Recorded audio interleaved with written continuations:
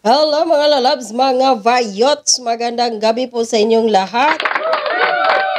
Magandang umaga Pilipinas, Luzon, Visayas, and Mindanao, lalo na po sa mga kapwa ko taga Davao, sa Davao Region, maayong buntag sa inyong tanan.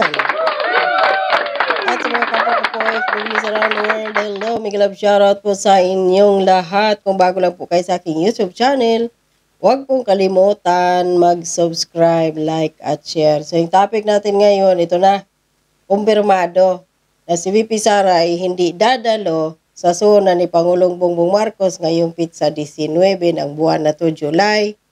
At ito pa, may pasabog pa si VP Sara na ikinagulat ng lahat na naman. Pati mga abogado nakapag-research pa yung iba. Pasabog ni VP Sara talagang kapag si VP Sara magbitaw, no, talagang trending kaagad. So, aside from Lini Robredo na nagkumpirma na hindi dadalo sa SONA, lahat sila iniimbitahan, of course. Noli Di Castro, dati din yung Vice President ng Pilipinas, at si Gio Marbinay. So, pang-apat si VP Sara. Pero nakakatawa, si Pangulong Bongbong Marcos and the rest of the mga bangag, no, na mga kaano ni Bongbong Marcos, kanyang mga kaututang dila, umaasa pa kay VP Sara na dadalo. So ito, panoorin po natin ang balita ng GMA News about kay VP Sara na hindi daw dadalo. Hindi dadalo si Vice President Sara Duterte sa SONA ni Pangulong Bongbong Marcos, sabay sabing itinatalaga niya ang sarili na designated survivor. Sa Amerika, yan po ang nagiging pangulo pag may nangyari sa pangulo at iba pang opisyal sa isang pagtitipon, pero may ganyan nga ba sa Pilipinas? Nakatutok si Mariz Umali.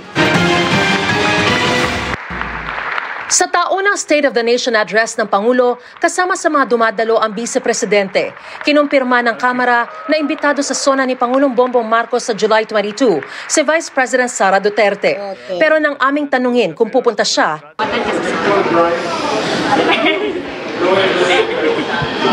no. Sa paghinga pa lang ni VP Sara, alam mo nang hindi dadalo. No. Kagad na. No. Ganyan na. Hindi daw siya dadalo. So, kumpirmado. Kung bakit, mamaya. No, I will not attend the SONA. I am appointing myself as the designated survivor. Sa konsepto ng designated survivor gaya ng sa Amerika, pinaliliban sa isang pagtitipong dadaluhan ng Pangulo at iba pang opisyal na kasama sa line of succession ng Presidente para sakaling magkaroon ng pag-atake na ikamamatay ng mga naroroon ay maaari siya magsilbing pansamantalang Pangulo. Pero dito sa Pilipinas, walang ganito. Ayon kay dating Supreme Court Associate Justice Vicente Mendoza, walang probisyon sa konstitusyon na nagsasaad ng designated survivor. Minsan ang nagpanukala ng Designated Survivor Bill noong 2019 si dating Senador Panfilo Lacson. Pero wala man sa batas. Sinabi ng isa sa mga bumalangkas ng 1987 Constitution na si dating Supreme Court Associate Justice Adolf Azcuna, wala naman daw masama rito. Lalo't wala pa rin daw batas na naipapasa kung sino ang hahalili sakaling mawala ang Pangulo at ang mga susunod sa line of succession na pangalawang Pangulo, Senate President at House Speaker. O ayan. Naalarma sila kaagad na baka akala nila kaya hindi dadalo si VP Sara, baka bumbahan daw sila doon lahat sa loob ng Senate at magkandalasog-lasog. Mamatay ang presidente pati yung speaker at ang Senate President and the rest of the gang nandoon. Kaya yun, napaano sila doon kaagad na wala sa batas ng Pilipinas, pero hindi man yan yung totoong rason, mga lalabs, mga bayots, kung bakit hindi dadalo si VP Sara dyan. Unang-una, siyempre, sukang-suka na siya sa mga taong andoon na makikipagplastikan lang sa kanya or baka babuyin lang din siya, pahiyain siya dyan ng mga media sa loob ng Congress. Lalo na pagkatabi niya si Kukak. Hindi siguro kaya ni VP Sara, tingnan yung pagmumukha at katawan ni Kukak, na akala mo yung nabarang, napuputok na. Maraming mga uod, alupihan rin sa loob, mga ok-ok ba na ni Kukak. Yun man ang rason. Hindi lang niya kayang sabihin na personal na ayaw ko makita si Martin Romualdez. Ayaw ko makita pagbumuka niya dahil plastic siya. Ayaw ko din makita yung pagbumuka ng pangit na first lady mukhang palaka. Oh, sapyot pa, walang puwet. Ayaw na yun. Ayaw kasi ni Bibi Sara makipagplastikan doon dahil alam niya eh. Idididma lang siya doon, dididmahin siya ng iba doon na mga kapwa niya na sa politika. Hindi siya papansinin, etc. So inunahan na niya, hindi lang niya masabi para hindi mapahiya. So, gusto pa talaga ng mga taong ito, isampal sa mga mukha nito nila, sasabihin ni Bibi Sara, ayaw ko dahil unang-una, grabe yung corruption dyan sa gasto sa pagkain, 20 million, 10 million na 10,000 each sa mga tauhan dyan na bisitang lalamon. Magkano yung caviar dyan? Magkano yung steak, yung mga juice, yung kung ano pa yung kanilang mga dessert doon. Akalain mo. Iyak dito yung mga yung mga loyalista na mga hanggang ngayon tanga pa rin. Bakit? O ito, makabungbong kayo hanggang ngayon. Marcos pa rin kayo, masaya pa rin kayo sa Marcos. Kayo, nagdidildil kayo ng asin. Inuulam ninyo, tapos yung bigas ninyo, 29 na mabaho, na maitim dyan sa kadiwa. Yung kinakain ninyo, bigas na pang-aso. Tapos ulam ninyo, asin or tuyo na may mantika. Samantalang yung idol ninyo, yung iniidolo ninyong presidente, ayan. Ang sarap ng kinakain, samantalang kayo na supporters, asin. Or kung may ulam man, hindi kasing sarap ng kanilang kinakain. Kaya yan yung isa din sa rason kung bakit ayaw ni VP Sara. Kaya sinasabi na lang niya, bakit ba sinasabi niyang designated survivor siya? Dahil lagi sinasabi ng mga kampo, hindi lang yung mga dilawang pink CPP, yung kampo mismo ni Bongbong Marcos, na sinasabing walang kwenta si VP Sara, mahinang nilalang, walang kwentang DepEd Secretary, o kung ano-ano nang sinasabi. Pero sa lahat ng mga gabinete ni Bongbong Marcos, si VP Sara ang pinakamay highest ranking ng trust rating and approval. Pero sinasabi nilang mahinang nilalang, walang kwenta, walang silbi, basta lahat. Kung pwede pa lang nila si VP Sara tanggalin pagka-vice presidente, ginawa na nila dahil ayaw nila. So kaya nga nasasabi ni VP Sara na designated siya dahil sinasabi na yun ng mga kampo ng dilawang pink CPP at ng kampo ni Bongbong Marcos na minsan silang nagkaisa. Nag-unite sila para manalo. Kaya sabihan siyang mahina siya. So kaya yun, designated survivor siya. O ngayon, big deal sa inyo pag sinasabi na yung designated survivor siya. Ang feeling ng mga animal na ito, pasabogin na ni VP Sara. Malay nga natin. Baka sasabog dyan sa loob ng Congress, mag-short circuit yung yung kuryente. Diyos ko. Si VP Sara na ang magiging presidente.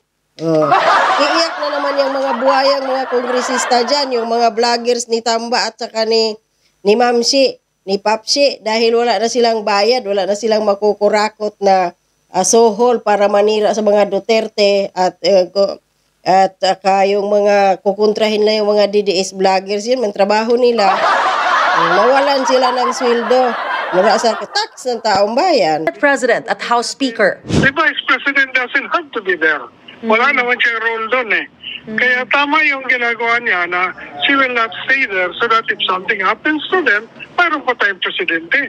Pero ayon kay House Secretary General Reginald Velasco, wala naman daw sila nakikitang banta sa paparating na SONA. Ang tingin ko personally, parang pabiro lang yun. Joke lang yun.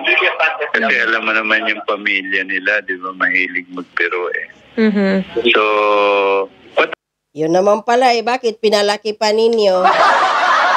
Bakit pinick up pa ninyo? Kung gano'n naman pala, mahilig magbiro yung mga Duterte. Gusto lang din ninyong sumikat. At mas lalo niyo pinapasikat si VP Sara. of course, baka iba ang reaction ng security officials natin, di ba? So far, wala naman kami naririnig na because of that, then we have to do additional security. Dagdag ni House Secretary General Velasco, ina-anticipate na nila ang lahat ng posible mangyari sa SONA. Halos araw-araw na rin daw nagpupulong ang kanilang security team kasama ang Presidential Security Command para ma-assess ang security situation at maabatan ang anumang banta rito. Ayon sa House Secretary Pati yung mga kuryente dyan, check din ninyo. Baka mamaya puputok yan, magmatusta pa yung presidente. So, meron ditong isang ipal, mga lalabs, mga vayots, na isang bayarang kongresista din na dumidila-dila sa puwit ni Martin Romualdez. Pero bago yan, ayon dito sa Manila Bulletin kanina dyan sa Pilipinas, umaasa pa rin si Bongbong Marcos na kahit nagsabi na si VP Sara na hindi siya dadalo. So ang sabi dito, the House of Representatives will still reserve a seat for Vice President Sara Duterte in case she changes her mind and attends President Marcos' third State of the Nation address. Para saan pa? Hindi na yan magbabago yung isip ni VP Sara na dadalo dyan. Kung yun nga mga resignation niya dyan sa lakas CMD at saka pagka-DepEd Secretary at saka sa NTFL, irrevocable nga yun kaagad eh. Yun pa kayang dadalo dyan sa mga walang kwintang sasabihin ni Bongbong Marcos, puro lang din naman papugi ang puta. Nakakaumay, panoorin, no? And, yun, malapit na pala isang taon na yung SONA. Saan na Bongbong Marcos yung to all the smugglers and hoarders, your days are numbered. Hanggang ngayon, wala ni isang smugglers and hoarders na nahuli at nakulong or nakasuhan.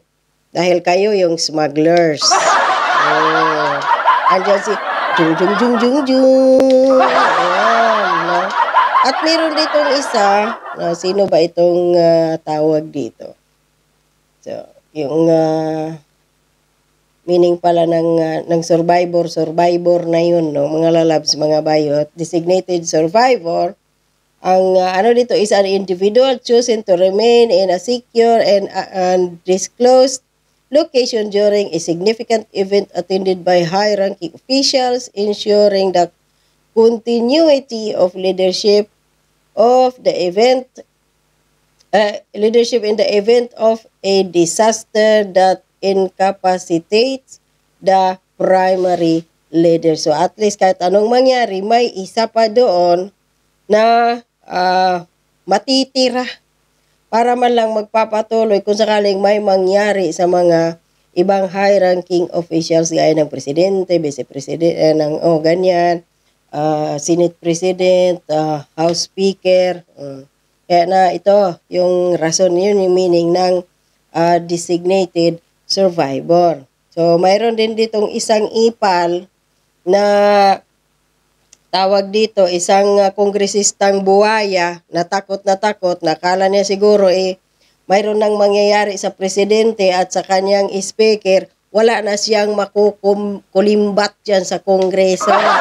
Itong si Representative Joel Chua ng 3rd District ng Manila. Sabi niya dito, given the political tension such as joke is not in good taste because the security of the President of the Philippines is not a joking or laughing matter. Great care is taken to ensure the security of the President, especially during SONA. Ay sus, naku po, 20 mil nga na sundalo ang kalat dyan sa sa Congress ngayong 19, tapos naaano pa kayo ngayon? Hindi naaasiwa, natatakot pa kayo na baka may mangyari sa presidente. Matakot kayo kung yung mga sundalo na yun, kapulisan na yun, lalo na sundalo, lalo na kung saan ninyo yung kukunin na mga lugar, baka atakihin ang kanilang mga kampo doon ng rebelde at maagaw pa yun. Dahil walang tao doon. Yan ang kakatakutan ninyo. Pero sabihin yung si VP Sara, aagawin ang posisyon niya kay Bongbong Marcos. Mga itsura ng mga animal na to, hoy. Kung gusto lang ni VP Sara magpresidente, wala sana si Bongbong ngayon. Pinagbigyan lang yung Bongbong Bangag na yan. dahil kay Amy Kinaray-Kara des Bongbong doon, birthday ni BP, ni Inday Sara ngayon, mag-happy birthday tayo baka sakali na may milagro. So, asa pa rin, dadalo siya si BP Sara, los-los nyo. Mga kawatang buhayang, mga animal, mga iho di puta dyan sa Kongreso, 20 mil ang inyong 20 milyones ang inyong gasto sa pagkain lang. Lahat kayo dyan sa Kongreso nalalamon, mabulunan sana kayong lahat. Kurakot.